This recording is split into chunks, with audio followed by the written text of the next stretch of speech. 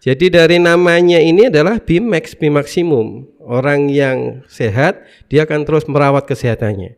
Orang yang sakit naik derajatnya menjadi orang yang sehat. Bahkan kalau ada orang yang sakit kemudian dia konsultasi dengan tim kesehatan BIMAX, dia akan diberikan perawatan dengan BIMAX, maka pada saat sembuh dia jadi konsultan kesehatan.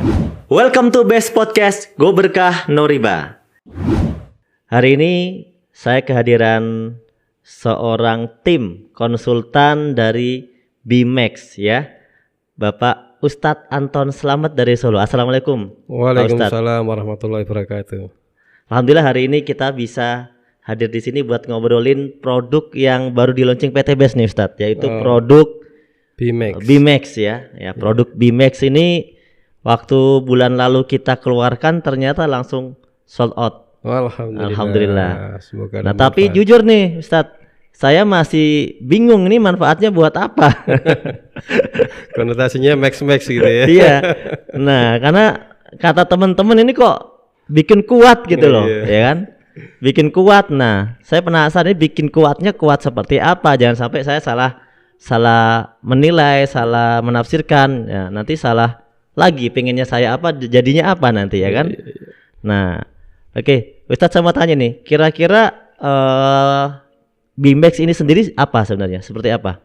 Jadi BIMAX ini merupakan formulasi dari berbagai macam herbal yang umum lah di Indonesia banyak ditemukan itu kan, tetapi dengan komposisi, dengan racikan timbangan yang pas sehingga dia bisa menjadikan kinerja organ menjadi lebih maksimal. Jadi orang mengatakan saya cepat lelah, cepat capek, kurang bertenaga gitu kan, habis kerja pulang sampai rumah loyo, itu karena kondisi dia makan itu tidak bisa diproses secara maksimal karena fungsi organnya menurun. Nah ini dengan konsumsi ini fungsi organnya meningkat sehingga seolah-olah apa yang dia makan itu diolah 100%, seolah-olah punya tenaga terus begitu. Jadi orang kerasa sehat gitu ya. Terasa sehat, tidak merasa capek, tidak merasa pusing, tidak merasa kelelahan lah istilahnya begitu kalau dengan adanya mengkonsumsikan BIMAX itu. Nah, terus indikator sehat itu sendiri seperti apa, Ustaz? Nah, kalau untuk lebih mudahnya sehat itu dari kata sehat itu sendiri, huruf S, E, H, A dan T ya. Ini lebih mudahnya. Yang pertama orang sehat itu adalah punya spirit. Ya, punya semangat. Jadi kalau ada wajah kurang senyum sebenarnya berarti kurang sehat gitu kan ya. Saya kalau kurang senyum kurang sehat ya. Ya, jadi mungkin saya mau senyum ada kondisi kerusakan lambung sehingga menjadikan dia harus ngambek dan sebagainya. Ini kalau untuk masalah sehat yang pertama adalah spirit. Ya, spirit. Yang kedua, orang sehat itu adalah dia mempunyai enzim yang cukup. Ya, dikatakan enzim yang cukup itu adalah pada saat dia itu mengkonsumsi makanan bisa menikmati semua nikmat rasanya. Kan ada orang yang makan itu kehilangan rasa. Ini makanannya enak kok kayaknya asinnya nggak ada, manisnya nggak ada. Itu kira-kira sedang nggak sehat. Nah dengan adanya orang sehat itu pada saat dia bisa merasakan asinnya pas, manisnya pas, nikmatnya pas, orang sehat berarti. Saya punya teman itu katanya semua makanan enak. Wah berarti dia sehat secara spirit, secara ininya enzimnya. Tetapi yang ketiga untuk kategori sehat itu adalah tentang masalah hormon yang seimbang. Ya, banyak orang yang dalam kondisi sehat tubuhnya, tetapi kemudian masuk ke dalam ranah dia mudah mengalami sakit pada saat dia adalah hormon tidak seimbang. Artinya begini, manusia itu diciptakan fa'alhama fujurah wa taqwaha. Ada kadang-kadang adalah fujur dan takwa. Nah, kalau orang itu berpikirnya negatif melulu, maka badan yang sehat kayak apapun bisa jatuh dari kesehatannya menjadi sakit. Sehingga kalau untuk orang sehat ini adalah balancing hormonnya, setidaknya kita harus meningkatkan husnudon. Jadi apapun, kena masalah apapun husnudon. Di balik masalah pasti ada hikmah. Di balik masalah pasti ada hadiah. Nah di situ. Jadi insya Allah kalau orang senantiasa setiap masalah itu di husnudon begitu, insya Allah dia akan tetap mendapatkan tubuh kesehatan. Kebanyakan ada saat ada orang musibah menimpa kita yang disalahkan orang lain. Nah kalau kita husnudon, ini mungkin cobaan, mungkin ujian, mungkin ada hadiah yang disiapkan Allah SWT pada saat setiap dibalik musibah atau masalah yang kita hadapi. Husnudon. Yang berikutnya adalah huruf A. Orang sehat itu harus aktif bergerak. Gitu. Makanya kalau nggak aktif bergerak, sebuah bisnis pun kalau nggak aktif bergerak juga akan mati juga di situ kan. Nah kebiasaan ada orang yang pada saat dia bekerja mungkin sebagai karyawan gitu ya, pada saat aktif bekerja dia sehat, begitu dia pensiun hanya banyak di rumah sakit-sakitan. Karena apa? Kondisi sehat tidak dipakai untuk bergerak. Ya, berbeda dengan mesin. Kita istirahatkan, kita matikan berapa tahun masih awet gitu. Tapi kalau manusia semakin tidak digerakkan, semakin mati selnya, semakin mudah mengalami sakit. Dan yang terakhir, orang sehat itu adalah orang yang senantiasa ditreatment. Jadi orang sehat itu bukan kemudian hadiah semata-mata dari Allah, entar sakit juga karena Allah. Sehat, mentreatment sehat itu adalah merupakan ikhtiar, takdir Allah. Tidak mentreatment kesehatan juga merupakan takdir Allah yang nanti menjadi penyakit pada saat dia treatment. Nah, BMAC di sini merupakan salah satu mentreatment kesehatan tadi. Jadi kita sebagai orang yang sehat harus bersyukur. Salah satu syukurnya adalah dengan mentreatment. Nah, kenapa minum BMAC? Saya termasuk orang yang bersyukur. Saya mentreatment, saya merawat kesehatan saya dengan apa? Kandungan BMAC di sini mampu meningkatkan optimalisasi daripada kinerja organ-organ tubuh kita. Jadi minum BMAC ini nggak harus selalu nunggu sakit tertentu gitu ya? Berarti nggak harus ya? Jadi dari namanya ini adalah BMAX, Bimaksimum. Orang yang sehat dia akan terus merawat kesehatannya. Orang yang sakit naik derajatnya menjadi orang yang sehat. Bahkan kalau ada orang yang sakit kemudian dia konsultasi dengan tim kesehatan BMAX, dia akan diberikan perawatan dengan BMAX, maka pada saat sembuh dia jadi konsultan kesehatan. Ini yang berbeda dengan. Terus mengapa orang itu bisa sakit? Nah, kenapa orang bisa sakit sekarang? Ya, jadi orang itu keluar daripada kebiasaan sehatnya. Pasti semua orang sakit adalah karena keluar dari kebiasaan sehatnya. Ini contoh nih, pada saat dia punya masalah, jadi kalau kita orang sakit tadi sehat dari kata SHAAT, kalau orang sakit dari kata sakit juga SAKIT. Orang pertama kali sakit bukan karena faktor makan, nanti ada faktor stres. Ya. Jadi faktor stres, faktor stres. Iya, stres. Jadi stres. Jadi dia merasa semua masalah itu terasa berat. Padahal kalau di dalam Islam dikatakan kalau punya masalah sabar dan sholat. Masalah itu akan diberikan sebuah solusi oleh Allah SWT ya. Jadi masalah pertama adalah faktor stres.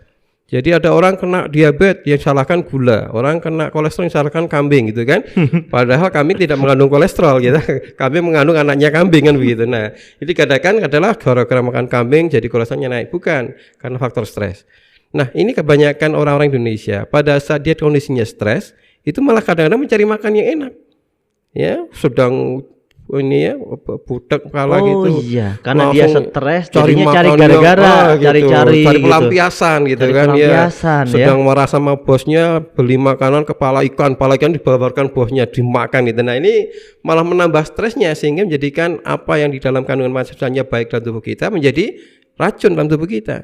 Yang kita makan gula jadi tambah gulanya itu. Itu adalah yang pertama, stres. Yang kedua, faktor orang sakit adalah huruf A. Yaitu adalah air yang kurang.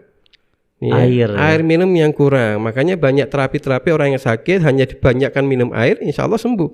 Ya, bahkan air ini merupakan sumbangan oksigen dalam tubuh kita. Dia kandungan adalah O, ya, H2O ya. H2O. Nah, setiap kita minum dia akan menyumbangkan oksigen untuk tubuh kita, gitu kan, selaku menjadikan pelarut dan membuang toksit yang kita konsumsikan.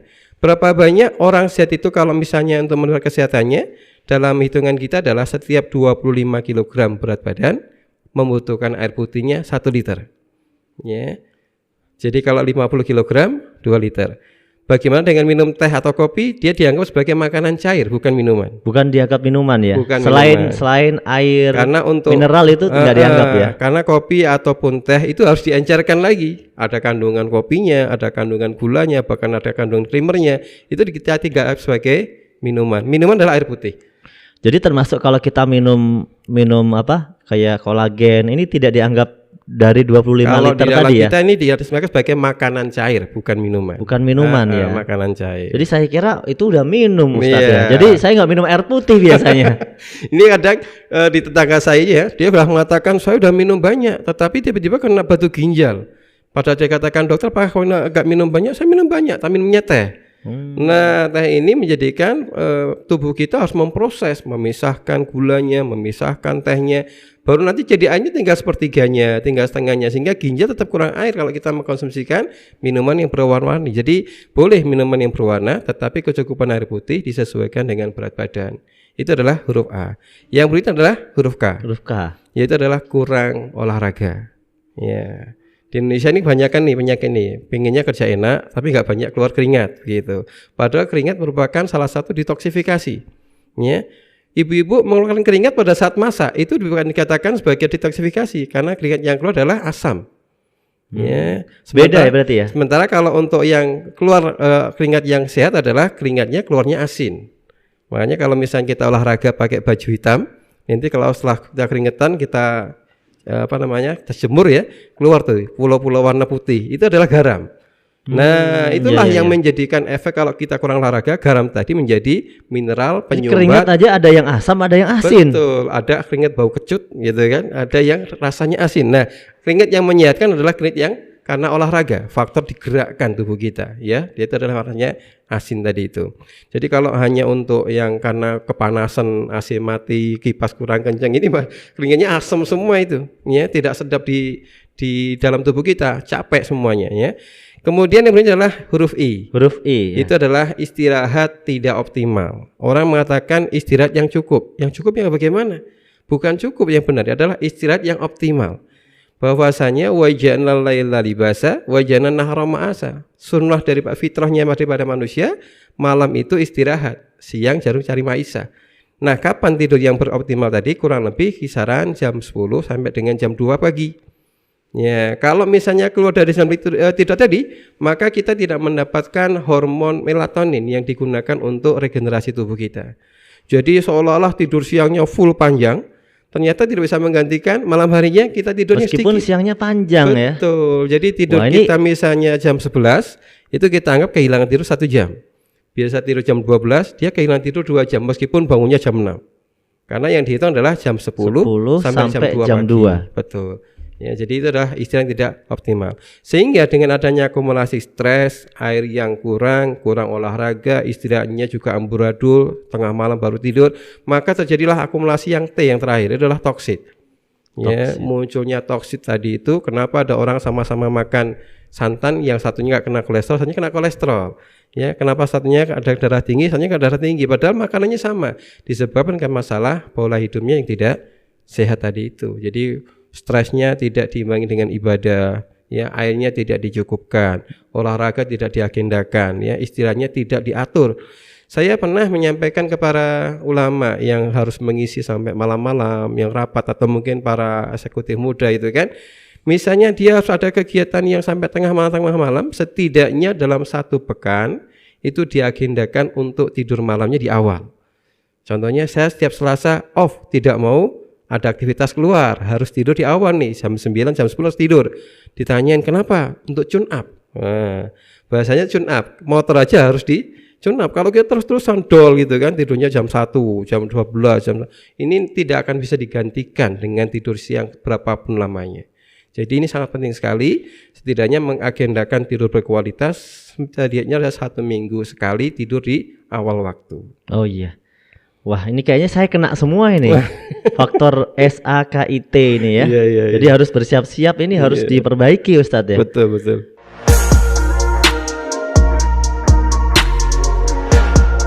Bagi teman-teman yang melihat podcast Bimax pada video ini, silahkan bagi yang memiliki pertanyaan atau ingin berkonsultasi seputar apa yang diderita, entah itu penyakit atau yang lainnya, boleh langsung di kolom komentar. Insya Allah pertanyaan-pertanyaannya akan kami simpulkan untuk kemudian menjadi tema pada podcast berikutnya.